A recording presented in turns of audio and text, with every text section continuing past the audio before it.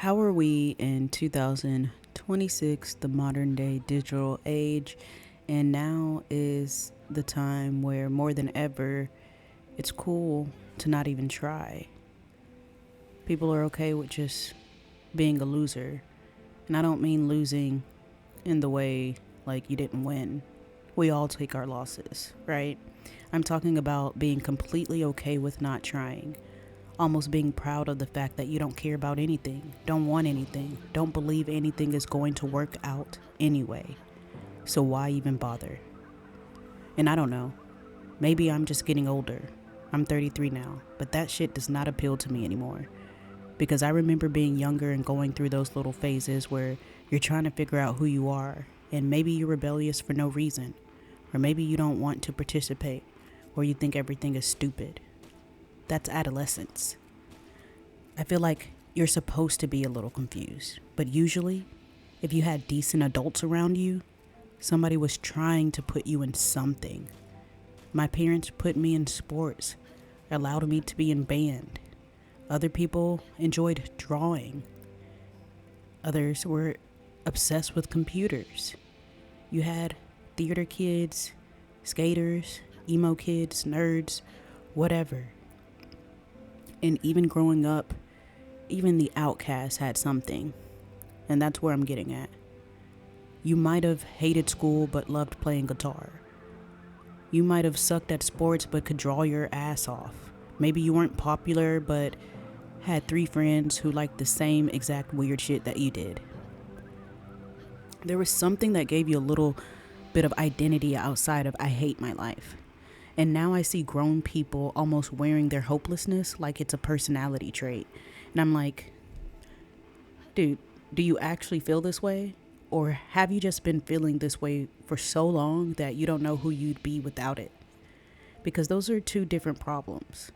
And I'm not even talking about somebody who's going through something. Please don't misunderstand me. You lost your job? Go ahead, complain. Your relationship just ended? Cry your ass off. Somebody pissed you off? Talk your shit.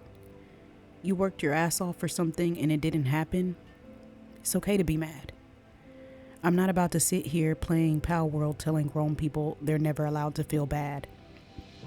Because at the end of the day, I complain too. Quite frequently, actually. I'm talking about when the complaint becomes the conclusion. Nothing works for people like me. Everybody is fake. Relationships are pointless. Working hard doesn't get you anywhere. Everybody successful had connections. Okay, let's say all of that is true. Now what? That's always where my brain goes. Now what are we doing? Because I still have to wake up tomorrow. And maybe that's why I don't understand why being normal is supposed to be an insult now. I'd like to think that I'm a relatively normal person. I work a day job. I'm a mother 24/7. I like playing video games for therapy, and I like sitting in my house, not going anywhere. I like reading books. I like making videos like this. At the end of the day, I have bills just like everybody else, and sometimes I'm doing really well. Sometimes I'm sitting there wondering, what the hell am I doing with my life? What step should I take next? That's probably most people, and I'm completely fine with that. And where I'm getting at is that I think people confuse being normal with being average. To me, those aren't the same thing. For me, I'm scared of being complacent. I'm not scared of being a normal person. I don't want an average life for me. That's different. I have things I want to accomplish. I have places I want to go. I want more money. I mean, who doesn't? I want more freedom. I mean, who doesn't? I want my creative work to become something substantial, you know? I want to look back at 33 when I'm 43 and think, girl, you had no idea what was coming your way. That's exciting to me. But I'm also not going to manufacture some strange persona so I can prove I'm different from everybody else. I already am. And so are you. That's literally just how people work. And there's another part of this that I've been thinking about. Being a loser can actually feel kind of fucking good.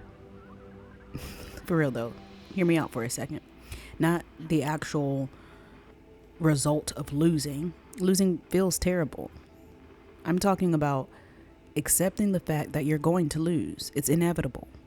Because the moment I decide I can't do something, look at everything I no longer have to do anymore. I don't have to risk failing. I don't have to practice. I don't have to risk being embarrassed. I don't have to upload the video and watch it get 5 views.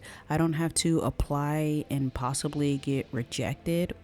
I don't have to ask somebody out. I don't have to start the business. I don't have to find out whether I'm actually as talented as I've convinced myself I could be. I can just say, it probably wouldn't have worked out for me anyway. Things like this just don't work out for people like me.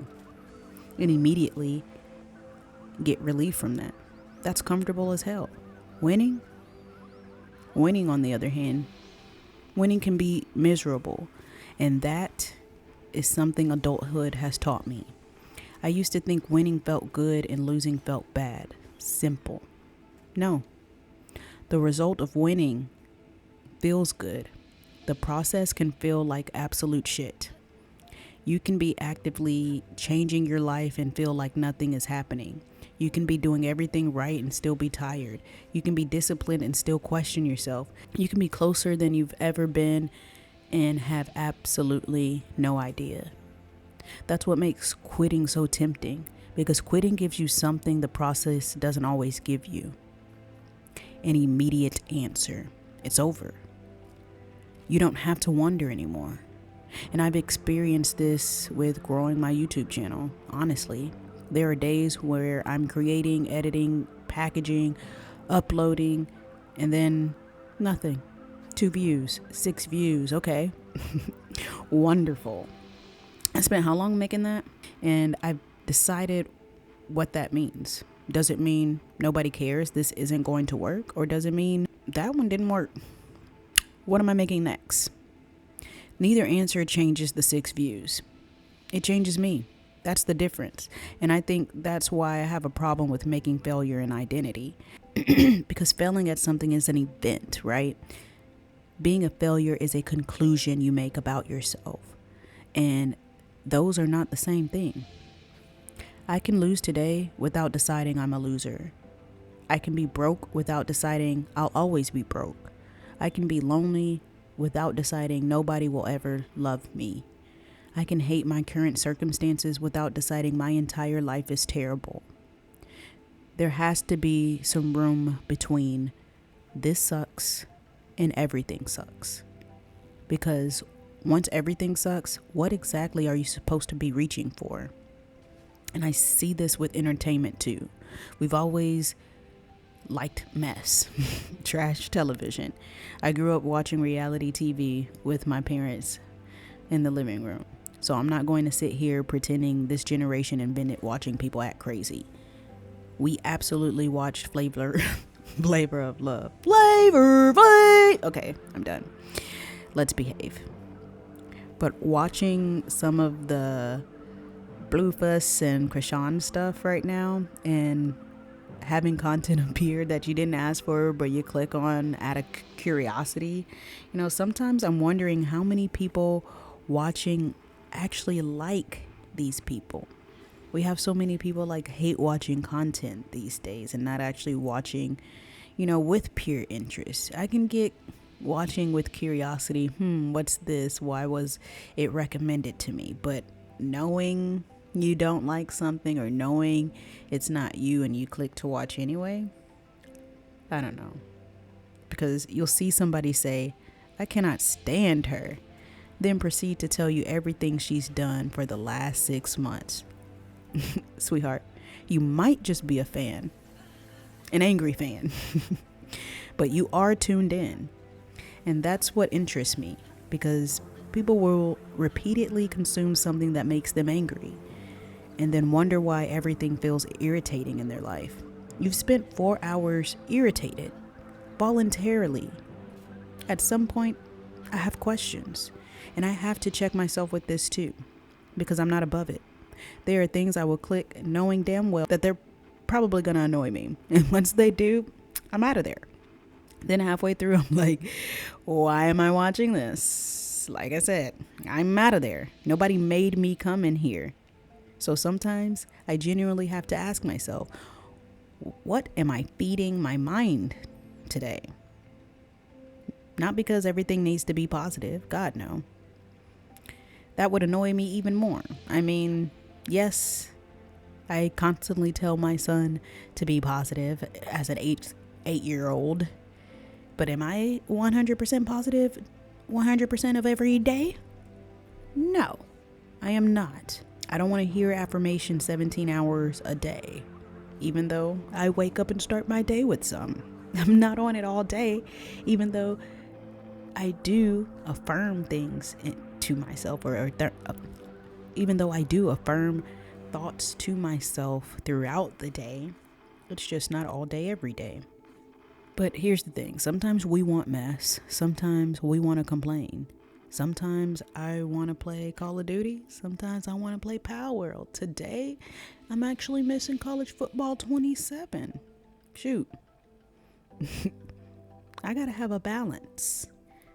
But I don't want misery to become the most familiar feeling in my life because I've consumed so much of it that it feels like home, you know? Because I actually like my life. And there are things about it I desperately want to change. Both are true. That's probably the point I'm trying to get to. I can be grateful and hungry. I can appreciate where I am and know I'm not staying here. I can have a bad day without deciding I have a bad life. I can lose without becoming a loser. And I can want something badly enough to risk looking stupid while I go get it. That last one might be the hardest, not gonna lie. Because caring is vulnerable. Trying is vulnerable. When you actually admit, I want this, now you can fail. People can watch you fail. People can tell you they knew you couldn't do it. You might have to start over. You might have to admit your original plan was terrible. But at least you're participating in your own fucking life. And that's what I want for the people who sit here with me. I don't need you to have everything figured out. Obviously, I don't. We can figure it out together. You don't need to be making 6 figures if that's not where life has you right now. I don't need to be waking up at 4:30 in the morning drinking chlorophyll water and running 12 miles before work. I need sleep.